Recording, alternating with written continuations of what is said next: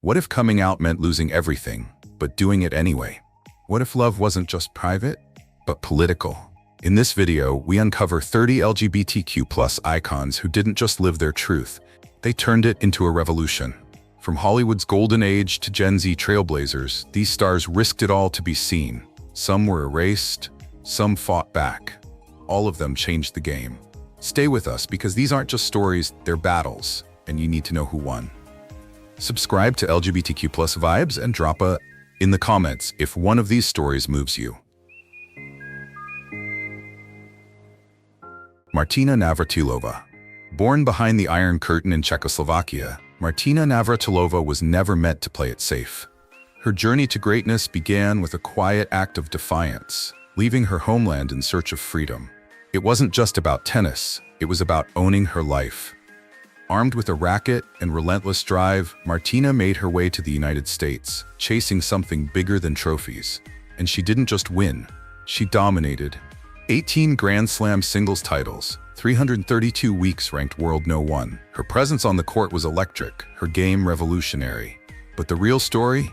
It started when the crowd stopped clapping. In 1981, Martina did something most athletes in her position were terrified to do. She came out, not to score points, not for applause, but because she couldn't lie anymore. At a time when being gay could end your career, she stood up, said it out loud, and watched the endorsements disappear. The headlines twisted her truth. The sponsors bailed, some fans walked away. But Martina, she kept playing, kept winning, and slowly the world had no choice but to respect her. Not just as an athlete, but as a woman brave enough to be seen. Her courage cracked the glass walls around sports and identity, opening space for others who felt invisible. Years after leaving professional tennis, Martina never left the fight. She became a bold, unfiltered voice for LGBTQ+ rights, for women in sports, for truth in the face of power. She wasn't always polite, she didn't need to be. She was clear, she was fierce. And through every battle she chose to take on, from the tennis court to political arenas, she reminded the world, visibility matters. Because when Martina Navratilova spoke, the world listened, not because she was perfect, but because she was honest. And that made her more than a champion, it made her unforgettable. In the world of beauty pageants and high fashion, Julia Lemigova was every bit the image of perfection. Crowned Miss USSR in 1990, she stood tall with poise, grace, and a magnetic allure that captivated Europe. But what the cameras never caught was the silence she carried. Behind the sparkle of gowns and the flash of cameras, Julia hid the most essential part of herself. For years, she played the role that was expected of her: model, socialite, ideal woman in the eyes of a rigid world. But even under the brightest lights, she couldn't escape the feeling that something real, something honest, was waiting. It wasn't until she met Martina Navratilova that the silence began to break. Their connection was undeniable. Two women from different worlds, both shaped by resistance, both familiar with exile. Julia didn't just fall in love, she stepped into truth. When the couple went public, it sent ripples through elite circles. This wasn't just tabloid fodder, it was revolution in heels. A former Soviet beauty queen now proudly walking hand in hand with a tennis legend. The world hadn't seen that before. And yet Julia embraced the storm with grace. Her love wasn't loud, but it was unwavering. Today, Julia Lemigova is more than a former model. She's a wife, a mother, and a voice for visibility. As the first openly gay cast member of The Real Housewives of Miami, she brought authenticity to a franchise built on fantasy. But she never pretended. She shared her story, raw, elegant, and deeply human. From beauty queen to queer icon, Julia's journey wasn't scripted, it was earned. And through it all, she's shown that courage doesn't always roar. Sometimes it walks quietly into the light and simply says, "This is me." Long before the red carpets and perfume empires, Marc Jacobs was just a kid from New York, sketching dreams in the margins of his notebooks. Raised by his grandmother after a turbulent childhood, he found safety in the world of fabric and imagination. While others were trying to fit in, Marc was busy creating something new, something bold. He wasn't loud, he wasn't a rebel in the classic sense, but his art, it spoke for him. And it didn't whisper, it screamed. By his early 20s, he was already turning heads in the fashion world, and not long after, he became the name Marc Jacobs, the one stitched into luxury, controversy, and raw innovation. But fashion wasn't the only line he refused to color inside. Marc came out as gay early in his career, when the industry was far more polished than proud. He didn't do it to make a statement, he just didn't know how to be anyone else. With every runway show, with every daring campaign, he pushed culture forward, quietly queering luxury, making space for the outsiders, the misunderstood, the beautiful misfits. He blurred lines between art and commerce, gender and glamour. While other designers built brands, Marc built a mirror and dared society to look into it. Today, Marc Jacobs isn't just a designer. He's a survivor of addiction, of heartbreak, of reinvention. His openness about rehab, plastic surgery, love, sex, and self-worth has made him more than an icon. It's made him real. Whether he's posting shirtless selfies at 60 or marrying the man he loves in a kilt and glitter boots, Marc is still doing what he's always done best, being unapologetically himself. In a world that profits off of trends, Marc Jacobs has always been the original, imperfect, unfiltered, and absolutely unforgettable. Some stars burn bright for a moment. Elton John, he lit up the sky for decades. From the moment his fingers first touched piano keys, the music wasn't just notes, it was fire. Born Reginald Dwight in a modest British home, he didn't fit the world around him, so he built a new one. With oversized glasses, sequin suits, and unmatched melodies, he created a universe where feeling too much was finally allowed. Songs like Rocket Man, Tiny Dancer, and Your Song didn't just climb the charts, they wrapped themselves around people's hearts, made them feel seen, understood, less alone. But fame didn't soften the pain. Behind the feathers and flashing lights was a man at war with himself. Elton came out as bisexual in the 1970s, then later as gay. But it wasn't simple. The music world cheered the icon but ignored the man. He battled addiction, loneliness, self-doubt. There were nights the spotlight felt colder than the silence that followed. Yet he never stopped playing, never stopped writing. And somehow, in the chaos of celebrity, he found the courage to rebuild. From rehab to rebirth, from headlines to healing. Then came the love story. When Elton married David Furnish, it wasn't just a wedding, it was history. Two men openly in love, building a family, raising children, showing the world what queer joy looks like when it's real. And unashamed. Beyond the Grammys, beyond the global tours, Elton's legacy became something greater. He started the Elton John AIDS Foundation, raising hundreds of millions. He used his voice not just to sing, but to save lives. And through every high and every heartbreak, one truth remained. Elton John didn't just survive the industry, he changed it. With a piano, a truth, and a whole lot of glitter.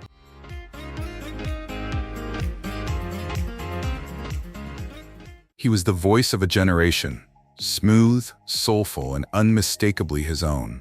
George Michael wasn't just a pop star, he was poetry in motion, dressed in leather jackets and heartbreak. From his early days in Wham, he lit up the charts with bubblegum joy, but behind the smile was a young man searching for meaning and for himself. As the 80s turned electric, George stepped into the spotlight as a solo artist and exploded.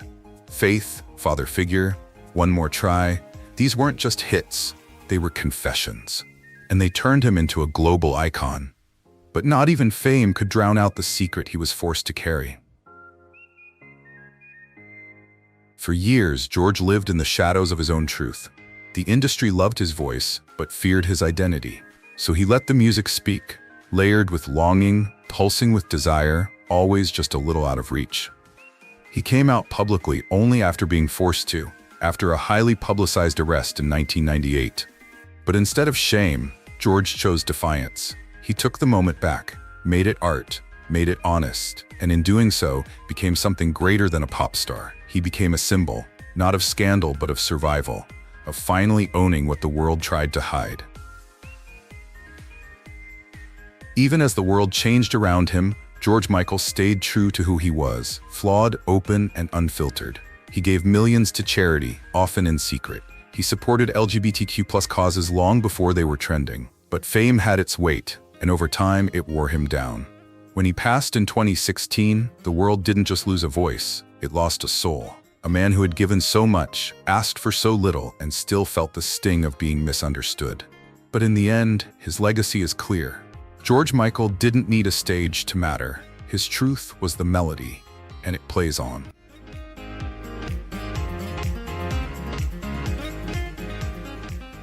He wasn't the loudest in the room, but when Mark Feehily sang, you felt it. Deep, emotional, honest. As one of the lead vocalists of Westlife, he helped define the sound of a generation. Power ballads, broken hearts, and the kind of harmonies that made the world pause. While fans screamed for posters and frontmen, Mark quietly carried the weight of the melody. But even as his voice soared across stadiums, his truth stayed tucked away.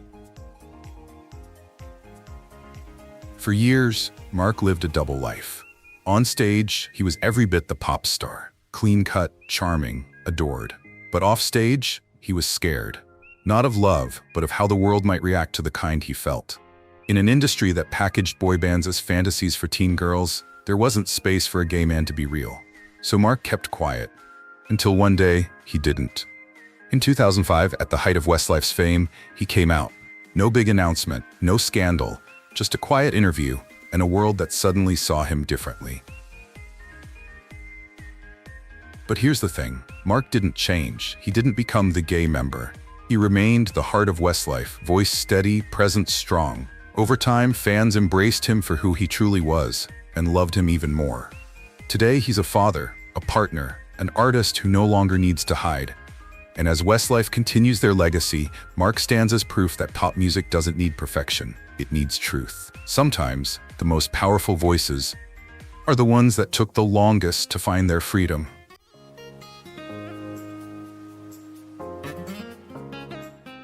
There was something different about Stephen Gately. You didn't have to know him to feel it. You just had to hear him sing. As one of the 5 voices of Boyzone, Stephen brought a sweetness that made the music feel safe, familiar, like home. While the rest of the world danced to boy bands built on swagger and flirtation, Stephen stood quietly with a smile that said more than any lyric could. But behind that gentle charm was a secret he carried alone. For far too long. In the late 90s, being gay in a boy band wasn't just risky, it was career suicide. Labels weren't interested in authenticity, they wanted fantasy. And in that fantasy, Stephen's truth had no place. So he kept it hidden, singing love songs that never quite fit. Until one day, in 1999, he chose himself. At just 23, Stephen Gately came out publicly, making him one of the first openly gay pop stars in a major boy band. The headlines were immediate. The pressure? Immense. But something rare happened. The fans stayed. They didn't turn away. They listened, and they loved him louder. Stephen's coming out didn't stop the music, it made it deeper.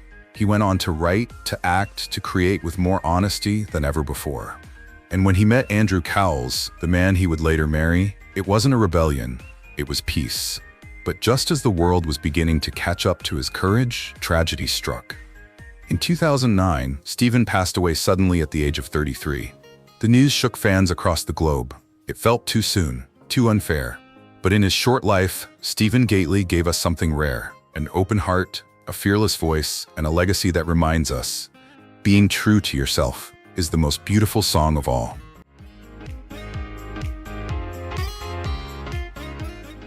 She was America's sweetheart until she decided she didn't want to be. For years, Miley Cyrus wore the blonde wig of Hannah Montana and smiled for the Disney cameras. A perfect pop package. Cute, clean, controlled. But under all that glitter was a girl bursting at the seams. She wasn't built to stay inside the lines. She wasn't born to be safe. And when the curtain finally dropped, so did the act. What came next wasn't a scandal. It was a transformation. Miley didn't ease into adulthood. She exploded into it. Tongue out, shaved head, riding a wrecking ball like she had nothing left to lose. And maybe she didn't. She stripped down everything people thought they knew about her and rebuilt from the ground up, louder, messier, realer. Along the way, she spoke about her sexuality with a kind of raw clarity. Pansexual, non-binary in energy, queer in spirit. Labels didn't matter to her, freedom did. And in a world obsessed with boxing people in, Miley kicked down the sides and lit the box on fire. But here's the twist. Under all that chaos was always control. Miley isn't just a rebel. She's an artist, a strategist, a soul who sees the beauty in contradiction.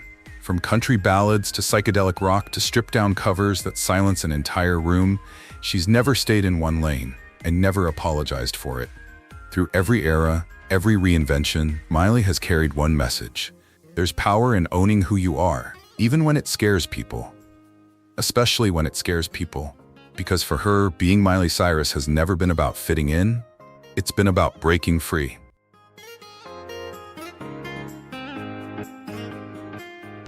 She came from the small town of Gunnedah, Australia, a girl with freckles, bare feet, and big dreams. Before she became a household name, Miranda Kerr was raised by strong women, grounded in simplicity and self-belief. She didn't grow up around spotlights, but somehow she was born to walk into one. At just 13, she won a national modeling contest, and soon the fashion world came calling. But unlike many who rise fast and burn out, Miranda stayed centered. She became the first Australian Victoria's Secret angel, redefining beauty with her down-to-earth elegance. Behind every flawless photo was a woman who knew exactly who she was, even when the world didn't. While many saw only the glamorous covers and red carpet looks, Miranda was navigating a deeper understanding of herself. In interviews, she began opening up, slowly, honestly, about her experiences with women. She didn't slap a label on it. She didn't try to fit into a box. She simply spoke her truth. Fluidity, she explained, is part of love. For Miranda, queerness wasn't rebellion, it was reflection. A mirror she had looked into without fear. And though the industry rarely makes space for subtlety, she made space for herself. As a mother, a model, and now a wellness entrepreneur, Miranda built a career that wasn't based on noise, but on presence. Today, she runs a thriving skincare empire, nurtures a blended family, and continues to speak about self-care, authenticity, and conscious living. She's not chasing headlines or viral moments. She doesn't need to. Miranda Kerr's power is quiet but unwavering. She walks through the world not to impress it, but to inspire it. And perhaps that's the most radical thing of all, being exactly who you are, with grace, when the world expects you to perform.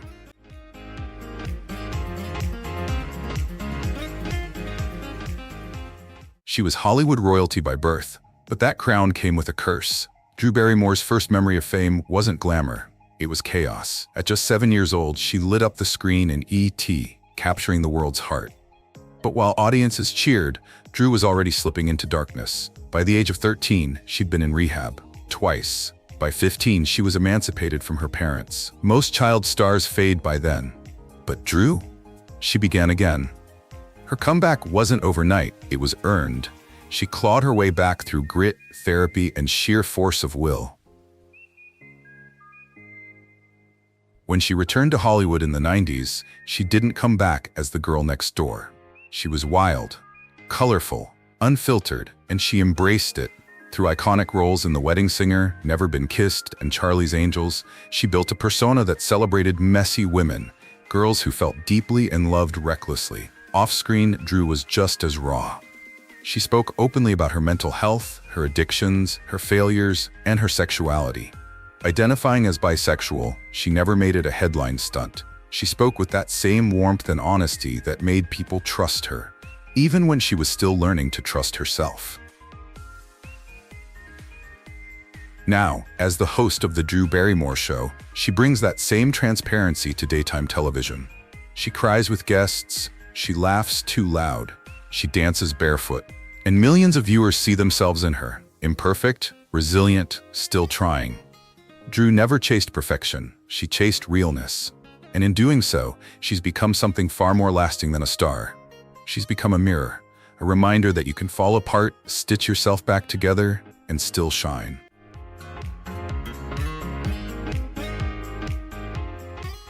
Tig Notaro never planned to be famous. She didn't even plan to be funny. Her early years were filled with detours, high school dropout, odd jobs, late-night open mics. But when she stepped on stage with that dry, deadpan delivery, something clicked. She didn't tell jokes. She told stories, with pauses that stretched longer than punchlines. She was awkward, unapologetic, different. And that difference became her power.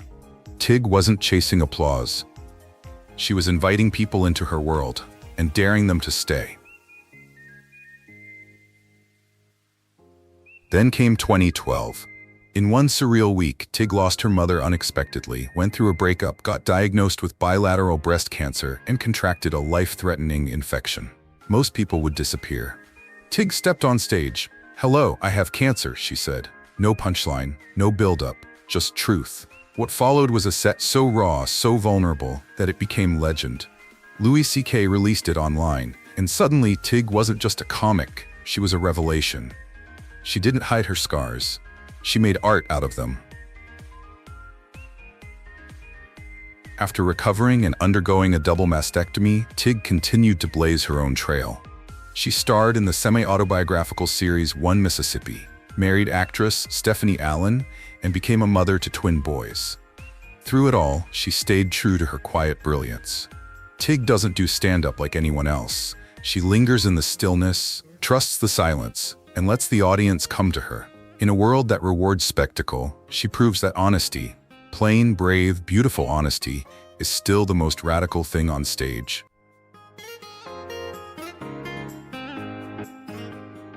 Before anyone knew her name, Stephanie Allynne was chasing laughter in the shadows of the mainstream.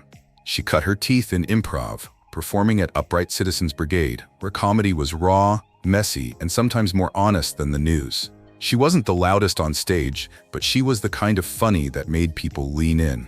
Subtle, smart, unexpected. Her roles in One Mississippi, In a World, and The L Word.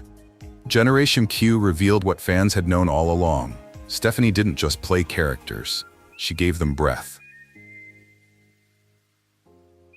Off-screen, her story took a beautifully unexpected turn. For most of her life, Stephanie had dated men. She never imagined falling in love with a woman. And then Tig Notaro walked into her life. The shift wasn't dramatic, it was quiet and undeniable. Stephanie didn't make a spectacle of it. She simply let love speak for itself. When the two got married in 2015, it wasn't just a wedding, it was a quiet revolution. A reminder that identity doesn't always follow a straight line, and that sometimes your heart finds home in the most unexpected place. Now a mother of twin boys, Stephanie balances comedy and chaos, scripts and school runs. She continues to write and act with the same grounded honesty that defines her life. She's not flashy, she doesn't need to be. Her power is in presence, in living fully, openly, and without apology. In a world obsessed with extremes, Stephanie Allynne is a soft kind of brave, and that's exactly why she stands out.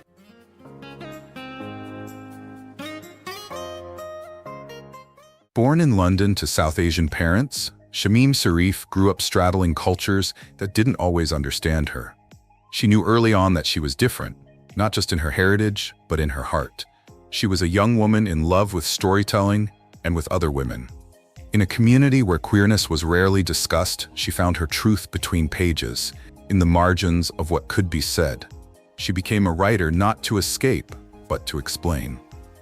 And what she created was more than fiction. It was a mirror for those who had none. Her debut novel, The World Unseen, wasn't just a book, it was an act of defiance. Set in 1950s South Africa, it told the story of two Indian women who fall in love amid apartheid.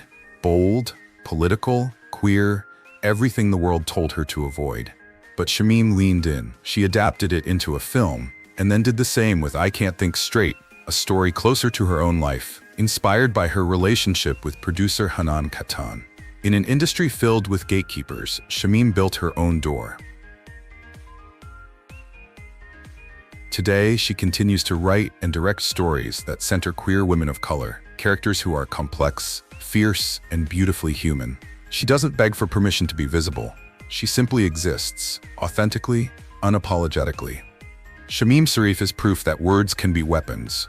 but also bridges, and that sometimes the boldest thing you can do is tell the truth with elegance. She doesn't stand in the spotlight, but she makes sure it's pointed at the right people. Hanan Kattan is a producer, entrepreneur, and quiet force behind some of the most important queer films of the last 2 decades. Born in Jordan and raised in a conservative environment, she learned early that silence can feel like survival. But Hanan never settled for invisibility. When she met Shamim Sarif, everything changed. Not just her personal life, but her purpose. Together, they formed a creative and life partnership rooted in trust, storytelling, and revolution. Hanan produced The World Unseen, I Can't Think Straight, and Despite the Falling Snow, films that not only showcased queer love, but did so through a lens rarely seen in Western media: queer, brown, female, and proud. She wasn't chasing box office numbers, she was chasing impact, and she found it. In packed film festivals, in private messages from women across the world who saw themselves for the first time. Outside of film, Hanan built a global wellness brand, balancing art and enterprise with grace. But her proudest role remains the one behind the scenes, holding space for stories that need telling and for a love that defied borders. She doesn't wear activism on her sleeve, but it pulses through everything she creates. In a world quick to overlook the quiet ones, Hanan Kattan proves that power doesn't have to shout. Sometimes it simply shows up, does the work, and changes the world from backstage.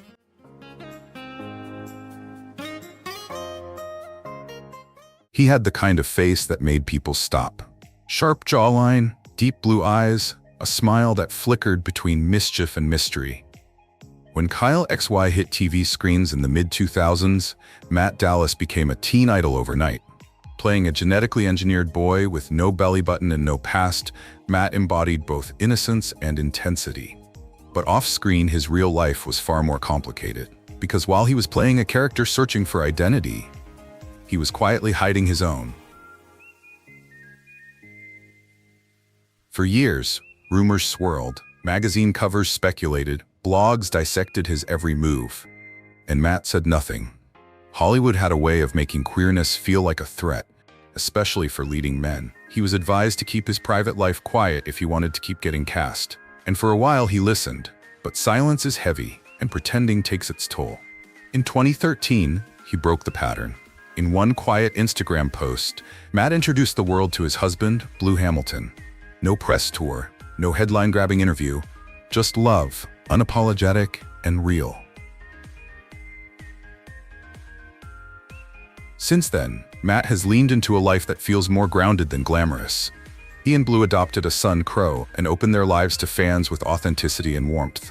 He still acts, but fame isn't the goal anymore. Peace is, family is, truth is. And for an actor once known for playing a boy with no identity, Matt Dallas now stands as a man who knows exactly who he is and lives it every single day.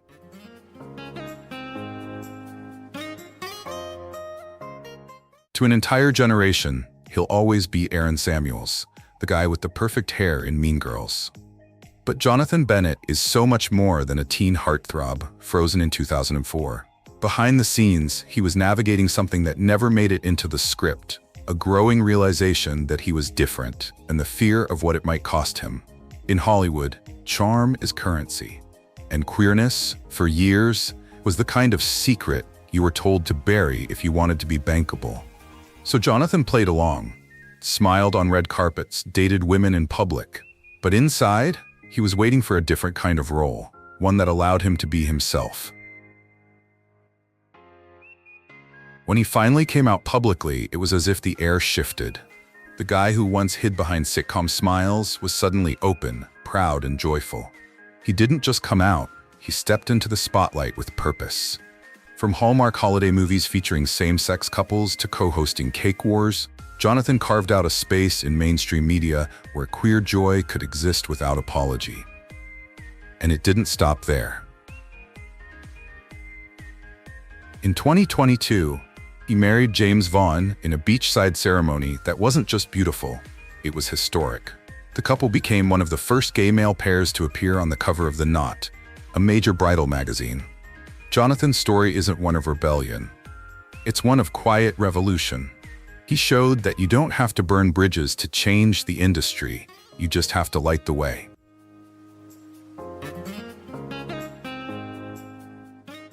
Jaymes Vaughan was never content staying in one lane. He started as a singer, dazzled as a TV personality, and eventually found his voice, not just in entertainment, but in advocacy. Raised in Nevada, he came up through the pageant and performance circuit, developing a charm that was equal parts genuine and strategic. But beneath the polished smile was a man who knew what it felt like to be the other. As an openly gay contestant on The Amazing Race, he didn't just race for the prize, he raced for visibility. That visibility soon turned into impact. Jaymes became a staple on red carpets, co-hosting shows like Celebrity Page and The Talk. But what made him stand out wasn't just his looks or talent, it was how he used both. He talked openly about body image, masculinity, love, and vulnerability. Subjects many male hosts still tiptoe around. And when he met Jonathan Bennett, the two didn't just become a couple, they became a movement. Together they launched Outbound Travel, a queer-focused travel company built on inclusivity, safety, and joy. Their wedding was featured in People in the Knot, sending a clear message to the world: gay love isn't niche, it's normal, it's beautiful. Jaymes Vaughan doesn't just show up for representation, he builds it. One stage, one story, one bold step at a time. He wasn't chasing fame, he was chasing feeling. Andrew Scott built his career quietly, far from the tabloid glare, far from the Hollywood flash. Born and raised in Dublin, Ireland, he found his calling early, on stage, in character, in control. Long before the world knew him as Moriarty from Sherlock or the hot priest from Fleabag, he was already captivating audiences in theater. There was something magnetic about him, subtle, dangerous, deeply human. His performances didn't just entertain, they exposed. But for years, Andrew lived with a truth he didn't share. Not out of shame, but exhaustion. The industry had a habit of labeling queer actors as niche, as if love or desire came with a limit. So he waited. And when he did come out, it wasn't with a press release, it was in a quiet, thoughtful interview where he simply said, mercifully, today it's not a big deal to be gay, but I think it's important to be honest. Just like that, no spectacle, just truth. Since then, Andrew has chosen roles that defy stereotypes. He plays lovers, villains, heroes, philosophers, never boxed in, never apologizing. He's earned critical acclaim, BAFTA wins, Emmy nominations, but his greatest power is how effortlessly he expands the narrative of what it means to be a gay man in film. He doesn't need rainbows or slogans, he just shows up, raw and real. And that, in itself, is radical. Michelle Rodriguez doesn't ask for your approval, she dares you to keep up. From the moment she punched her way into the spotlight in Girl Fight, Hollywood had never seen anyone quite like her. Tough, sexy, unfiltered. She wasn't the damsel in distress, she was the one driving the car, throwing the punch, making her own rules. Through The Fast and the Furious, Resident Evil, SW8, and beyond, she built a brand on badassery. But behind the leather jackets and grit was a woman who didn't quite fit the mold, on screen or off. For years, Michelle kept her personal life locked tight. She refused to play Hollywood's game of pretend. People whispered, rumors, and finally, she answered in her own way. In 2014, she told the world she had gone both ways, that she wasn't interested in fitting into a box. She wasn't coming out for attention, she was just tired of hiding. And that honesty hit hard, because if the toughest woman in action films could be queer, maybe the world was finally catching up. Since then, Michelle has remained as unpredictable as ever. She's still doing stunts most actors wouldn't attempt, still choosing roles that blur lines, still speaking out about diversity, justice, and identity in Hollywood. She's not trying to be a role model, she's just trying to be real. And in an industry that thrives on facades, Michelle Rodriguez remains refreshingly, powerfully herself.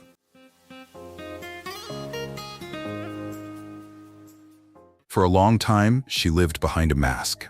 Known first as Lucas Balmaceda in the Chilean acting world, Lux Pascal was already a rising star before she ever shared her truth. But being seen isn't the same as being known. Inside, she was struggling, caught between public recognition and private pain. It wasn't about fame, it was about authenticity. And in 2021, she stepped fully into herself. She came out as a transgender woman.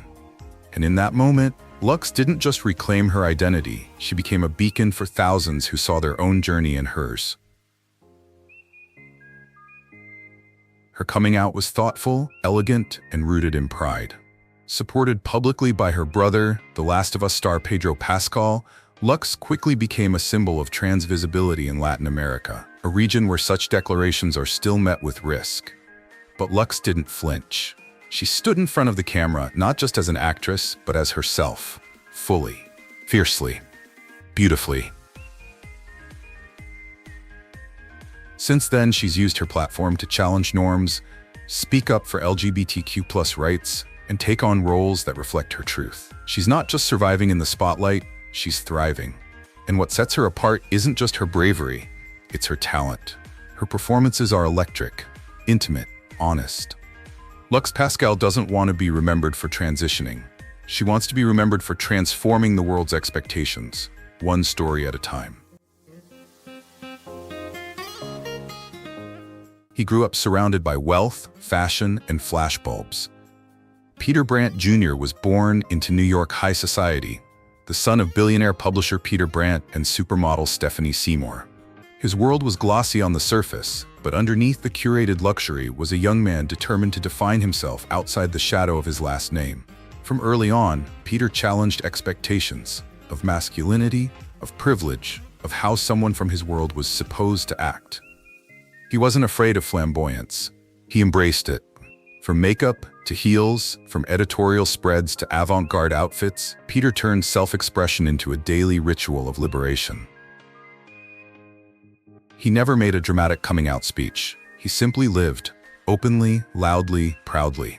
Whether he was walking red carpets in pearls or clapping back at online trolls, Peter brought queerness into elite circles that still squirm at difference. But he didn't just shock, he styled. There was purpose in the polish.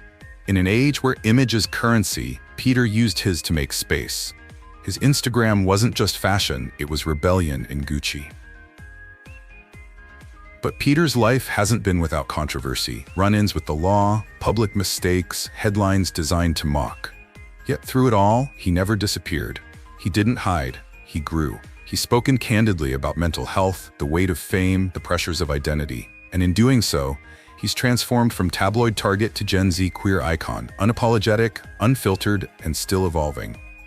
He reminds us that privilege doesn't cancel pain, and that self-expression is a kind of survival.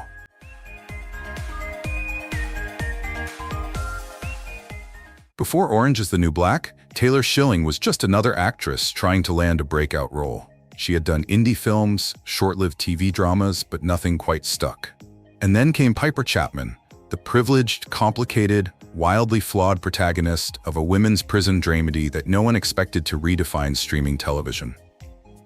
Taylor didn't just play Piper, she embodied her, with a performance that was messy, magnetic, and refreshingly real. The show opened the floodgates for queer representation, and in time, it did the same for Taylor herself. For years, she kept her personal life private. Interviews danced around it, fans speculated, but Taylor took her time, and when she did share her truth, it wasn't loud or performative, it was intimate. In 2020, she casually confirmed she was in a relationship with visual artist Emily Ritz. Just like that. No announcement, no press tour, just a quiet post, soft with love and certainty. It wasn't about coming out, it was about letting the world in. Since then, Taylor has continued to choose roles that push boundaries. She's not interested in typecasting or playing it safe. Whether she's exploring sci-fi, drama, or stage work, there's a rawness to her performances that mirrors the way she's chosen to live. With nuance, with integrity, and without the need to explain herself. Taylor Schilling didn't become an icon overnight. She became one the slow way by showing that you can live out loud even when your voice is soft. Ruby Rose didn't just step onto the scene. She burst through it like a lightning bolt in leather. Tattooed, androgynous, and magnetic, she flipped the script on what a leading woman could look like. Born in Australia, Ruby was raised by a single mother who taught her to be bold, kind, and fearlessly herself.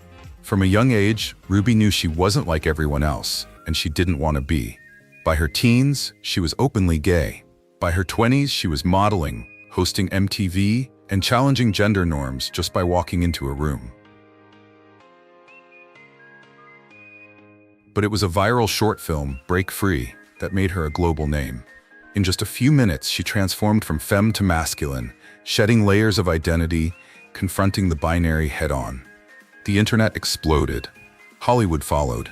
Soon, Ruby was cast in Orange is the New Black as Stella Carlin, cool, confident, and unapologetically queer. And from there came Batwoman, John Wick Chapter 2, and a slate of action roles that proved queer actors didn't have to be limited to sidekicks or stereotypes. Yet fame came with pressure. Health issues, overwork, and public scrutiny led Ruby to step away from Batwoman, sparking headlines and speculation. But true to form, she responded with honesty, never bitterness. Ruby Rose is still evolving, still redefining what visibility means. She's not afraid to disappear when needed, or return stronger. For a generation craving authenticity, Ruby isn't just representation, she's revolution, wrapped in ink and steel. He was born into fame, but he never let it define him. Jaden Smith, the son of Will and Jada, could have played it safe, followed the script, stayed in the lines, but from the beginning, Jaden made it clear he wasn't interested in being a carbon copy.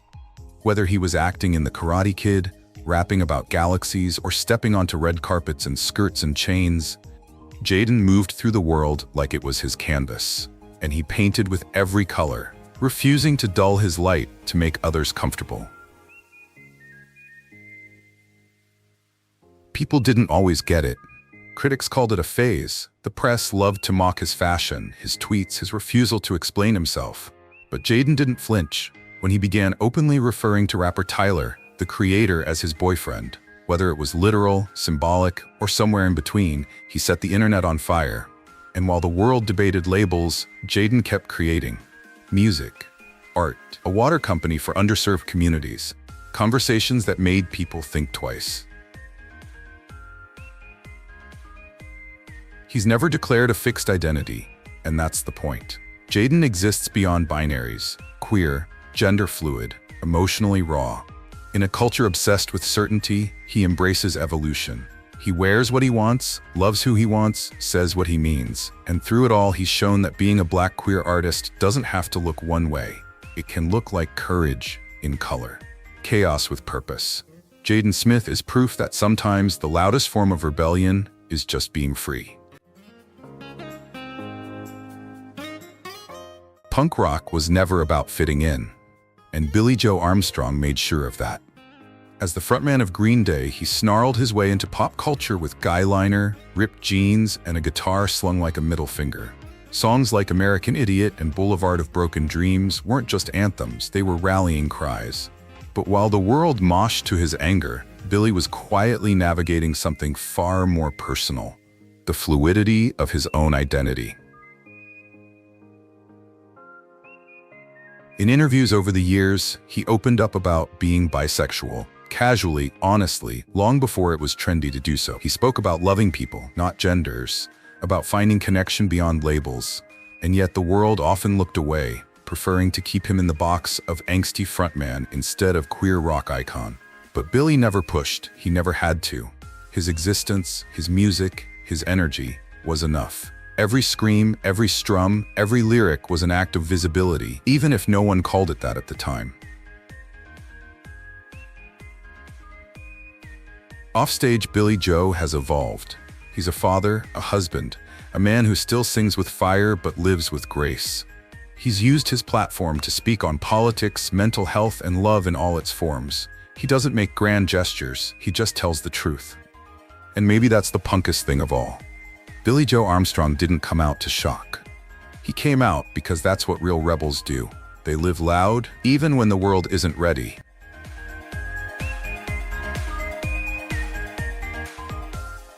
She wore crowns on screen, but her real power came from stepping into her truth. Adelaide Kane rose to fame playing Mary, Queen of Scots, in the hit series Reign, captivating audiences with royal grace and raw emotion. Off-screen, though, she wasn't playing a part. She was trying to figure out where she fit. In Hollywood, in love and life. The spotlight was bright, but it didn't reveal everything. For years, Adelaide kept her personal life quiet until she didn't. In 2021, she came out publicly as bisexual on TikTok with humor and heart, because of course she did. The post went viral, not because it was shocking, but because it was so fair, honest, unpolished, relatable. And suddenly, fans saw her not just as a period drama princess, but as a real woman navigating the fluidity of love and identity. She later clarified she's a lesbian, embracing that label with pride and power. And the fans? They loved her even more. But Adelaide didn't stop at one moment of vulnerability. She began opening up about anxiety, ADHD, industry pressure, and the loneliness that fame doesn't fix. Through vlogs, interviews, and social media, she's built a space where queer young people, and especially queer women, feel seen. She's not chasing headlines or leading blockbuster franchises, she's chasing realness. And in a town full of facades, Adelaide Kane is choosing to live like the queens she played, imperfect, brave, and utterly unafraid. She lit up screens as Tori Vega in Victorious, all sparkle, talent, and sunshine energy. To a generation of fans, Victoria Justice was the girl with the voice, the smile, the big break. But behind the pop hooks and red carpet glam, there was always more to her than the Disney-fied image allowed. Like many young stars, Victoria learned early how to perform, not just roles, but expectations. She knew how to make it all look easy, even when it wasn't. As she transitioned into adulthood, she faced the challenge of redefining herself. No longer a teen icon, she began to explore roles with more complexity, more bite. And along the way, she became more open about who she was, not just as an actress, but as a human being. In quiet interviews and subtle social media cues, Victoria expressed her queerness, not with a megaphone, but with authenticity. She never issued a press statement or made it into a headline. She simply embraced her truth and let it speak for itself. Victoria is part of a generation that's changing the rules. She supports LGBTQ rights openly, uses her platform to uplift queer voices, and remains grounded in the belief that love, in all its forms, is something to be celebrated, not explained. Whether she's on stage in front of a camera or just being herself, she carries that message gently but firmly. Victoria Justice isn't about shock or reinvention. She's about slow blooming, about growing into herself in public and doing it with grace.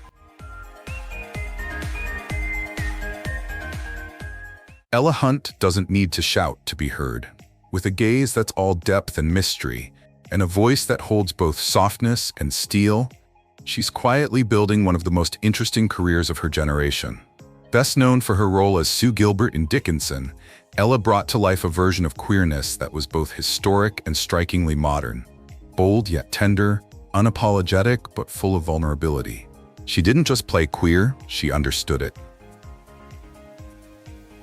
In real life, Ella came out publicly as queer in 2021, describing herself as open to the spectrum of attraction and identity.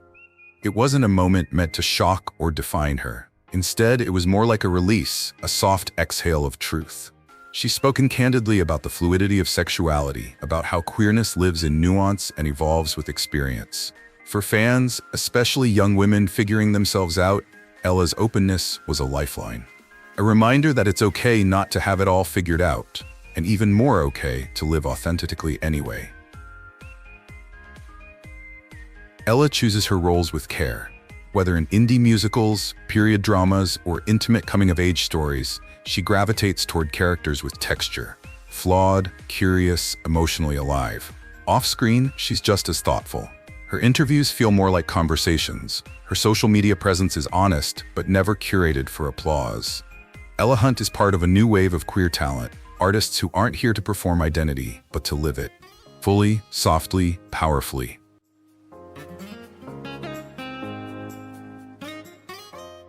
She entered the pop world like a hurricane in heels, high ponytail, higher notes, and a presence that demanded attention. Ariana Grande wasn't just another teen starlet. She was a vocal powerhouse with Mariah-level range and a Gen Z sensibility. From Nickelodeon sitcoms to sold-out arenas, her ascent was meteoric. But underneath the glitter and vocal runs, Ariana was writing her own rules about music, love, and identity.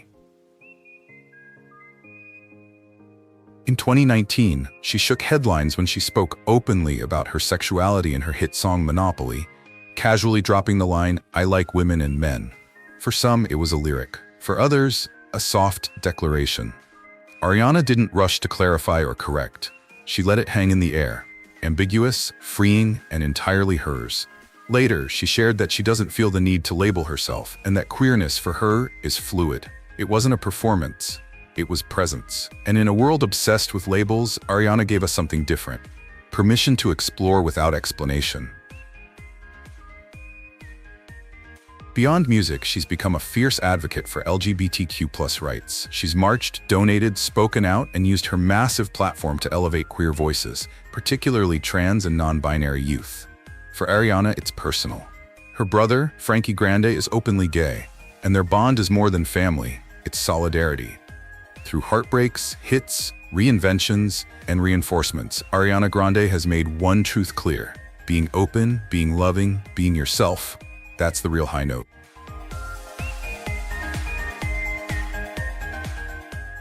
She didn't just play soccer, she turned the pitch into a protest. With her signature pink hair, bold smirk, and fists raised high, Rapinoe redefined what it means to be a champion. She wasn't just scoring goals, she was starting conversations. From the very beginning, Megan was electric on the field. A winger with lethal precision and ice in her veins. World Cup titles, Olympic gold, Ballon d'Or, but the legacy she's built, it isn't about trophies, it's about truth. Megan came out as gay in 2012, at a time when LGBTQ+ athletes still feared backlash. But Megan wasn't afraid. She stood tall. She kissed her partner, WNBA star Sue Bird, on camera. She protested inequality. She knelt during the national anthem long before it was popular or accepted. She took heat from politicians, headlines, even teammates, but she didn't flinch. She doubled down. Every time they told her to just play, she spoke louder, and the world listened. Today, Megan Rapinoe is more than an athlete. She's a global icon. She's testified before Congress. She's co-written books. She's launched campaigns for equal pay, trans rights, racial justice, and she does it all with style, swagger, and soul. Megan doesn't apologize for who she is or how loudly she fights, because for her, activism isn't separate from sport. It is the sport. She's proof that being queer doesn't just belong on the sidelines, it belongs in the spotlight.